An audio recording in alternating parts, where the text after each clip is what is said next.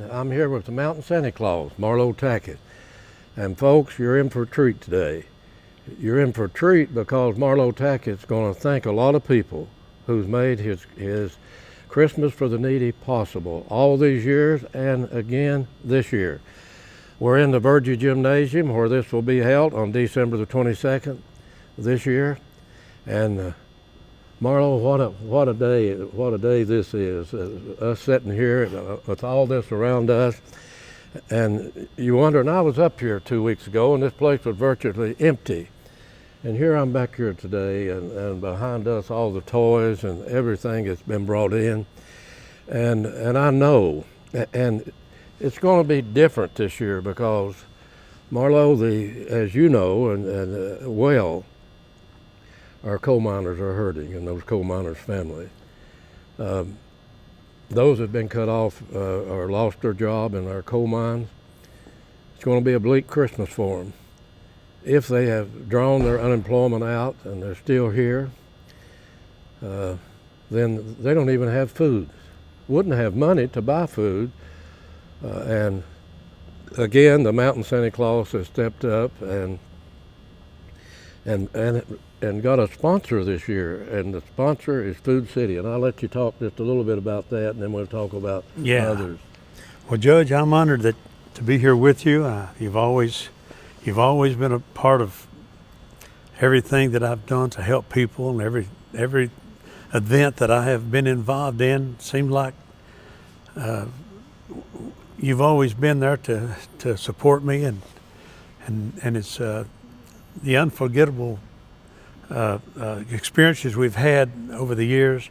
But 35 years is a long time, and even before that too. We were trying to make this thing happen, and so I ran off 2 or 3 years there, and just did my very best to make this thing get started. But in 35 years ago, I think the Lord seen that I was serious and that I really wanted to do this. And well, I was there on that first. Yes, you were. I was there.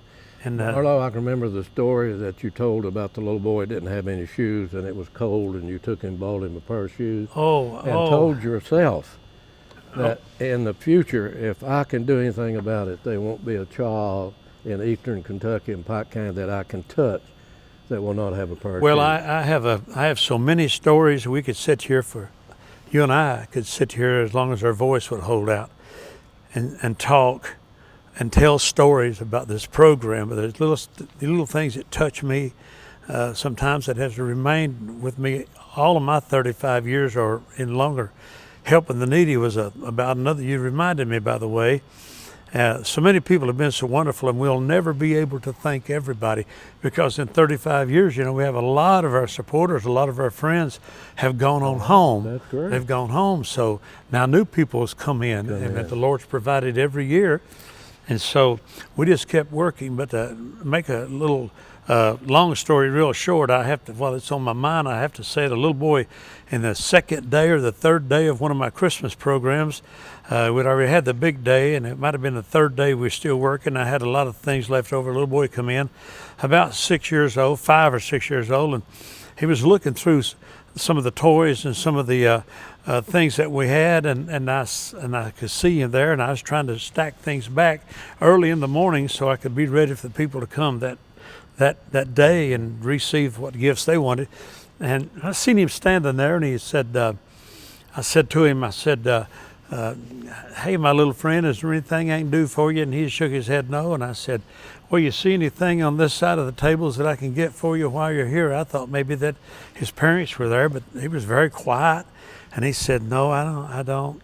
And I said, well, just look around if there's something I can get you. He said, I said, I'll be glad to get it while I'm over here behind the table, or you can come over. He said, no, it's okay. I said, well, all the gifts that Santa has given us and brought us, is there anything you can see at all that you want? And he said, no. And I said, well, why don't you tell me what you want, and I'll see if I can go get it for you. And he said, I just want to get my daddy a pair of shoes. Daddy a pair of shoes. And that's one of my most favorite Christmas stories of all the, I want to say thousands because I know millions is big because I can't remember that much, but that's the way it's been since we began. And then people started supporting me. Remember, we used to stand beside the road and take up change and take up toys and take food out to the people that was standing beside the clear over to Phelps, standing on that bridge over there, and standing clear up in Jenkins, all around to get money to make this program happen. So the Lord seen all that, and He knew how to determine. Well, this morning, Jimmy Dale Sanders and I were talking about the Anderson family up Elkhorn Creek back on the mountain. Oh my! And I was telling him about you calling me. He said, "I'm gonna pick you up. I want you to go with me." And we went up there, back on that mountain. I mean, way back on that mountain, the second flat up, I guess. Maybe farther, Judge. Now maybe farther. you had with you a Christmas tree that you had went and bought. Yeah. We went in that house, set that Christmas tree up. We decorated the Christmas tree. We carried that family in Christmas gifts. They had nothing. They had nothing you could see on Christmas. The day Jesus was born. They had nothing related to that. And you had food for that family that day. And that's a good thing, Judge. They had some handicapped children, didn't they? Yes, and I want to tell you something about that. They lived in a little one room. They had one living room. That's all they had. They had 2 beds in that living room, and behind it was a little kitchen. And that don't make. I'm not ashamed of that. No, I'm not ashamed of it. I loved it. I thought so. I went there, and you brought me to my mind about the food. We had some food out there in the truck, and I don't know where I had picked it up at the store, or I had it with me to give to somebody. But that time we went up there, I went in the kitchen because the mom and dad were both in the bed, and these 2 little boys were probably 6, no older than 7. One of them might have been 8, I'm not sure. But that's the only room they had, and they had a refrigerator in there. So I had some milk that I had got, and I opened it. And when I went there to put it in the refrigerator, I opened the door, and it was early in the morning when we got there. And I opened the door, and I went to put the milk and whatever I had was going to put in the refrigerator. But there was only 1 quart jar in there, just a quart glass jar, had about that much water in it, and it tore me apart. And I don't know how they're living, but I have so many of those stories that I could never tell them all. It'd take a long time. I hope my God will let me do that someday. I've got so many wonderful stories, but the one story that's really beyond anything else is that the people finally took it to heart. They did. And our people in this county, our Pike County, Letcher County, Floyd County has been such a support. Martin County, Mingo County, they have took it to heart, and they have helped me. And you know as well as anybody, Judge, my conditions over the years and what I've had to go through. Mm-hmm. But you know that I could never, and all of us together, could never do this program. No. And I'd like for somebody to come and explain.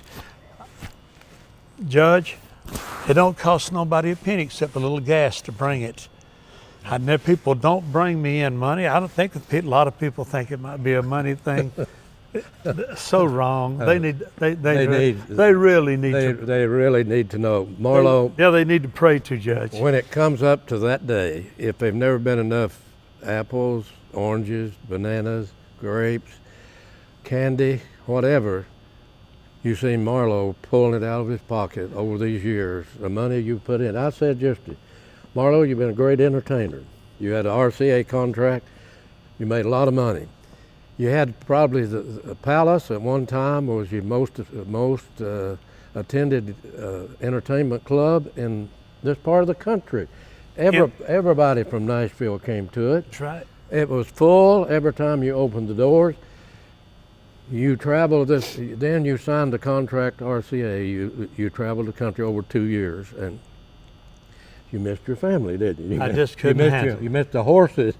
You missed Pike County. I missed my people. You missed your people, and the club the entertainment Palace was still open, and the band was still there playing every weekend. Oh, yeah. But you chose to come back, and there's no doubt about it. You could have been a national star, and folks ended up our star. And quick as he got back, the first year, he was named the Pike County Entertainment of the Year. You remember that? Guitar. I still have it. And a guitar on it. I have it. The Marlow Tackett Pike County Entertainer of the Year, because you chose to come home. And you came back those 2 years and had your Christmas program, and you went on back out and on the road. But Marlow, you've been an ambassador. But let's talk about your sponsors this year. Talk about Food City and the people that's helped you, and what Food City is doing for you as we speak today, and what they're doing. Well, for I you. hope I have no notes. I'm like you, Judge. I have no notes, and I'm blessed, regardless how bad I feel or whatever. I still have blessed with the memory, but not all of it. And I know I'm going to leave someone out, and you will too. I will. But I want to thank, it's the people that have brought me things. I'm talking about this year, and well as all the past years that we have worked. People have brought me things I never dreamed I'd ever have or ever see, or especially as much. And it's just hard to thank everybody, but I want to tell you, I have been blessed. I want my friends, my loving family, and my wonderful friends in Pike County, not only in Pike County, that's where I was born, but I feel like I belong to Letcher County and Mingo County, and I belong to Martin County, and I belong to Floyd County and Knott County. I belong to those counties because Central Appalachia. That's where they we have are. never forgotten me. They have taken care of me and helped me when it comes to something that we have done. If it's been in the floods or somebody in a fire or a home's burned or a Christmas program, it doesn't make any difference. But I want to say thanks to all of them, everyone first. But then I want to thank the people that gave when they didn't have it. Oh yeah. That's the ones. And I want to say thanks to every one of y'all. I know you took from your home. People have given me couches and given me stoves and refrigerators, and I know they needed them. I knew things, but it was their program, so it's. I wish I could call it everybody's program instead of Marlow's program. I'd be well pleased if I could come up with some title, or the Kentucky's program, but I'd leave out Virginia and West Virginia. So I've got to go with what we can. But I have got so many people that's helped me, and my friend Keith Caseboat has been with, you remember, Judge, when WLSI sat down there when Georgia Ward and Nolan Hall was sitting there? Hall, we've been on their program down there. That was the only station I had. That's what I had. At that point in time. But I hadn't got well acquainted with my friend Walter, which we'll talk about that a little bit. And I don't want to leave him out of nothing, man. He's been a blessing to me in my musical career and in my life. And I just want to tell you that I was down at WLSI radio station one time trying to seek a little advertising, trying to get things going. And it was before I had any CDs or records out, the 45s, by the way. And a little boy is down there fooling around, and he was busy as he could be, and he loved radio, and it's what he wanted to be. And I remember, and he don't even know I know this, but Keith Caseboat was that little boy, and Nolan got him up and let him talk on the radio when he was a little boy. What about that? And he used to come down there all the time just to hang around the station. His father would bring him, and I don't know how to express that, but now yet today, he's one of my all-time friends, because how many times have I called him? Countless times, for some advice on advertising, or help me to figure out something that I needed done, and I have never seen him turn away, and yet he comes to see about me, see if I'm okay. So my hat and everything I got is off to my friend Keith Caseboat. Now, Walter May, there's a great story there, and I brought this up before, but we was running a race down in Lexington at the Continental Inn. We had a fundraiser and a great time. It was back in the days of the Lieutenant Governor's Governor's race. back in those days. 1975. And my business was big. Big business. I couldn't get people in. I've got pictures showing people lined up to get inside the palace. And you talked a while ago about entertainment. I had the most hottest entertainment spot for country, western, gospel, and bluegrass music in the state of Kentucky. And pop. And pop. And pop. I had the biggest one in the state of Kentucky. Because I had the biggest one, I had the biggest crowd. Walter came to me, called me one day and said, Marlow, I want you to do me a favor. And I said, okay, buddy, because he had done it. I used to go around, and when DHR came on the air in Pike County, Kentucky, I went around and we put up signs of little made guitars about that long, out of plywood, painted them white, put them up on trees, and had WDHR. Put them in windows and put them up. I had my first old place up here at Dorton, Sure. 1971. And I had 2 windows. I didn't have no windows. I just painted me 2 black windows and put red boards around it. And they looked like a window, but I put a white guitar in there. Got 2 of Walter's guitars. He don't even know that. Thank you, Walter. But anyway, I got those guitars and put in there as my decorations.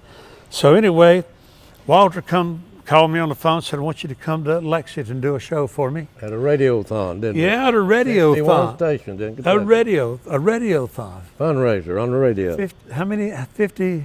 Almost 60 stations. Almost 60 radio stations across Kentucky. And I said, okay, Walter. He said, I want you to be on Saturday night. I need you on Saturday night. And I said, Walter, I said, I got a big bunch of employees and I got a big crowd. I got to find somebody to help me take care of it. I got to find me a band to entertain them. And it was $5 to get in then, Right. And I said, I've got to take care of them. He said, no, I don't want you to find a band. I want you to close the place down. And I didn't know what to say. So I said, well, I don't hardly understand it. And he said, I want your crowd to go with me and go with you down to Lexington. We want a big crowd. And I said, okay. So I had to tell all my people, hey, I can't pay you for Saturday, but I want you to go with me.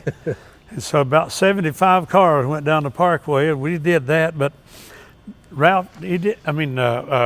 didn't tell me that Ralph Emery was going to be the MC of the whole program.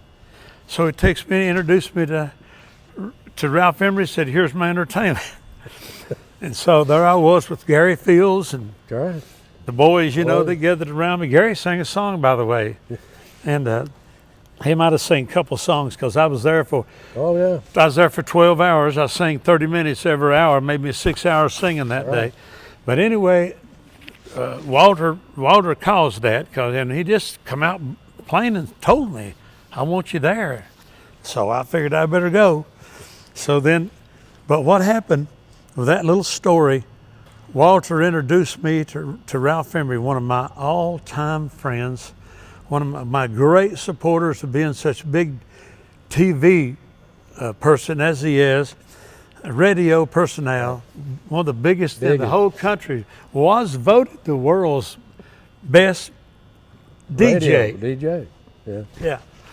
So he took me down and put me on his early morning show in the state of Tennessee. That was big enough. I'd never been on one that big anyway. But anyway, the crowd loved me and they treated me right and he treated me right. So he took me to the national Pop Goes the Country show. So which is shown now over and over and over. Been years, and I'm grateful for that because there's a lot of people don't ever get things show but one time. And I know it's been on there that I've been a part of it about 6 times. I like watching myself every now and then. Well, from that's how I got on Porter Wagner's show, because they were both filming and showing their show at the same place. So I got on Porter Wagner, and it's been about 6 times. Then from that, I got invited to RCA Records, and Donnie Kennedy was with me all the way. And one of the greatest, bought the studio, half of it from one of the greatest friends. He got me with Harold Shedd, who was the manager of Alabama and your complete manager of Alabama and my manager. I was down there, and Glenn Campbell had the bottom part leased to that studio. Yes, he did. He said, "I know where Pike lives, across the hill from Hazard." Said, "I own a coal mine over at the Gorman." Yes, he did. Go ahead. But anyway, from that Grand Ole Opry, or the RCA, excuse me. Grand Ole Opry, and that's when Jerry Reed was there. And Jerry Reed was on that program that day. Alabama was on the program. Charlie Pride, Sylvia, and Steve Warren, my buddy from... Steve Warner. With Steve Warner, when he went in, Pat and I has a picture when he went into Kentucky, where you're going, the Kentucky Hall of Fame, where you're going to have a display in the next few days. Well, thank you very much. He went in and he asked about you. Where are you from? You're Judge where? I said, Pikeville. He said, Marlow, Tackett County. The reason I said you're been an ambassador of the county, but you're talking about Walter getting you started and your where he took me, where his little invitation that caused me to close my place down. He closed my place down, but he opened up the world for me. That's correct. So I want people to remember that, and I want them to know that. And then they took me, I got invited to the Grand Ole Opry, and Jerry Reed was the MC. It brought me out. And I got to sing my 2 songs that I'd recorded on RCA. It was up on the billboard at the time. On the billboards, that's right. I was on the billboard signs, and traveled. I've been to all over the United States traveling. I talked to you in the state of Washington. I talked to you in the state of California. I Yeah. talked to you in Texas. Yeah. I talked to you in Asheville, North Carolina once. Got to even go up and sing a little bit in Canada back then. So that one little night that I had to close my business down kept me up a many of a day. Yeah, many of a day. Many of a day. And I'd say my hat's off to Walter. Not only that, I got to say something else. I've been under the weather and everybody knows it, but I come back here because I miss my people, miss my family, my friends, and I have never, all the places I have been, I was in Johnson City, I was in Elizabethton, I was in Vanderbilt, but I've never had so much care and so much loving in my life for the wonderful people of Pikeville Hospital. And that's something. And I have to cherish that. I have to think of something I can do before it's all over with. I want to think of something. I want people to help me and pray about it. I could do something for the Methodist Hospital. The Pikeville Medical Center. Let me say this. I know that Preacher Potter. See, I knew Preacher Potter. You introduced me to Preacher Potter. He had orphanage in Hungary. He had orphanage in this country. He was in, where was he, in East Tennessee? Judge, he had Bristol, Tennessee, Brookside Baptist Ministries, a boys and a girls home there, which is still going. And he passed away. Those people are wonderful. He passed away, but he also had a boys and girls home in Mexico, had 40 churches in Bulgaria and Romania. And he took part in this and brought tractors and trailers load. Countless load over the years. Tell about your connection with East Tennessee and to North Carolina. I know that you lived at Elizabethton for a period of time. Yeah. And worked there and entertained there. Tell about what Preacher Potter and those people has meant to this program for the needy or for the underprivileged people in Eastern Kentucky. Preacher Potter was actually raised up around the lake, a place called the Beehives, a big cliff. The Bee Cliffs is what it's called. A mountain of cliffs, and the bees make honey there, and they cover it. Oh. And that's where Preacher Potter's from.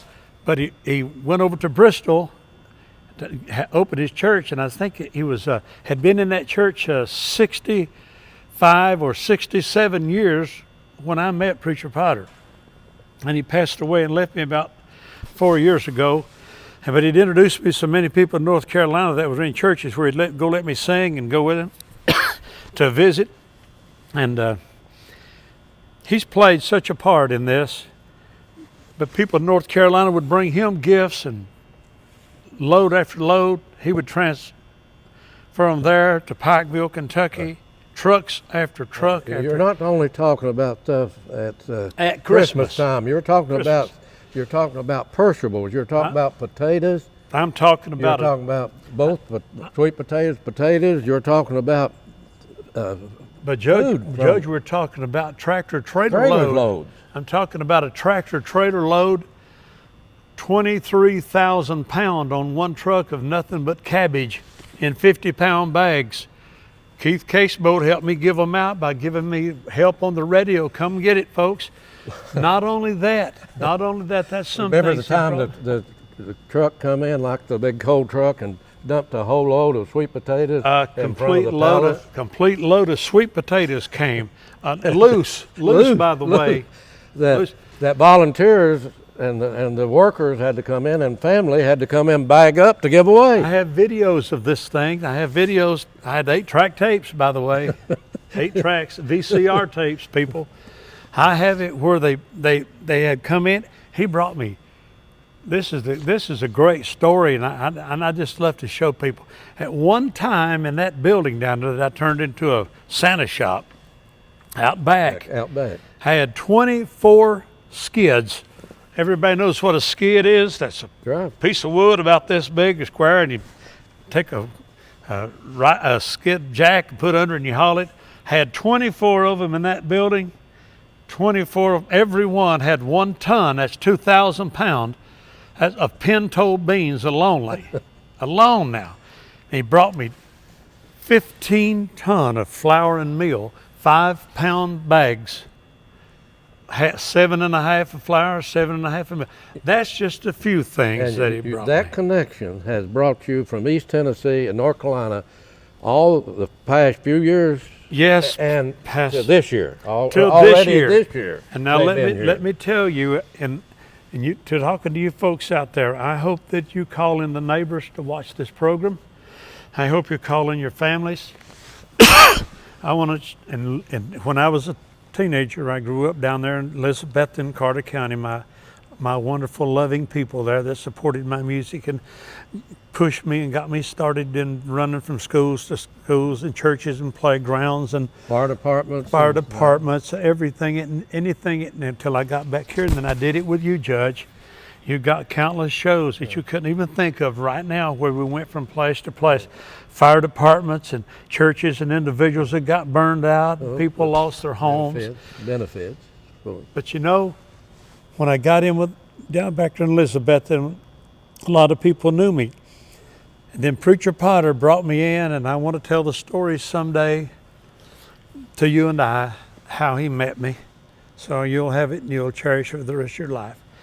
And anyway, that's how he met me, and I want you to know, people to know all about it. But I'd rather leave that now and talk about the wonderful people that support me, that come from Tennessee, even this year, and brought me people up here in a church bus to help me work, because I've been so low with people coming out to help me. We need volunteers. We need volunteers to come and help us. But here is the important thing. This is not Marlow Tackett's doings. This is the Lord's doings, and He will make sure it happens. Wherever they have to come from, He will send them.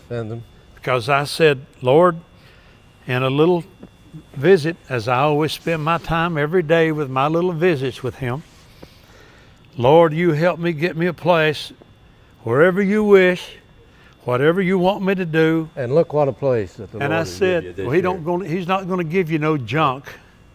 I've had some of the worst anybody could ever be in. And the families that come to get never once put me down. Never, ever. But anyhow, I got involved a lot around going to playing some music and being at church over in North Carolina, being in church in East Tennessee, getting to hear all the wonderful, wonderful stories of Preacher Potter, where we sent stuff with Preacher Potter down to you. Well, I want everybody to know right now, and I have to say this, with you all looking around, and when you do get a chance, and you come and see what we got to this point, and I know I got loving, wonderful people here that's going to help me. I know that Walters Toyota, Kirby, and Mike, those guys have been so good. And Food City has helped me so much, and they're going to be part of this program this year. We got the radio stations in the area that's helping me very much to advertise, to get that word to them. And you got Pike TV. We got Pike TV now. We got Floyd County TV. We got it. You're in there. We got Letcher County TV. You're in their home. It's in. We got Hazard. We got Knott County. Yeah. We got people over in West Virginia and Virginia. Sure. They're watching TV, watching us on TV. We got edges of Virginia and West Virginia. But you know, that's just how it happens. Yeah. But there's so many supporters that I have got here that supported me over the years that has come and been a part.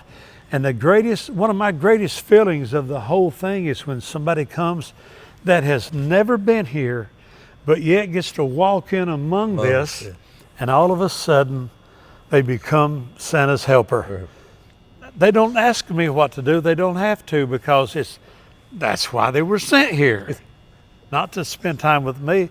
And it's happened. So I owe so many people my heart for the generous things they have done for me, and for the blessings that's too countless. We can never count them. And Preacher Potter and Walter May and my friend Wayne T. Rutherford has stood by me when I was sick in the hospitals and in different places. I'd run out of money and different things that he had helped me with, and his family has been my family, and not only their family, but they've joined me with many other families, and those things will never be forgotten. And if I ever leave this world, I want to take them with me. All the memories, my memories. I hope I can't carry them because I have too many. But Marlow, on this coming up on the 22nd of just a few days,